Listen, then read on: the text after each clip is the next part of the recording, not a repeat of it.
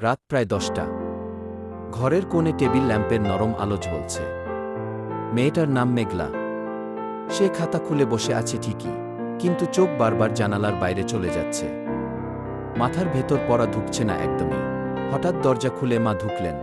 মা বললেন, এই মেঘলা, আবার বই খুলে বসে আছিস কিন্তু পড়ছিস না। সারাদিন কতবার বলি মন দিয়ে পড়তে। মেঘলা চুপ করে রইল, কিছু বলল না। ঠিক তখনই বাবা বাইরে থেকে এসে চেয়ারে বসলেন।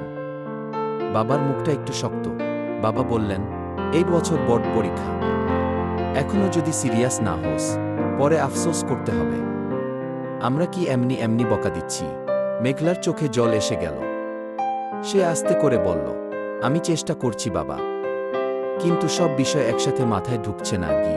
মা একটু রেগে গিয়েই বললেন, চেষ্টা করলে কি এভাবে মন বসে থাকে? মোবাইল, গল্প, জানালা, সবকিছুর দিকেই নজর। আমরা কি চাই তুই ফেল করিস? এই কথাটা শুনে মেঘলা আর নিজেকে ধরে রাখতে পারল না। খাতাটা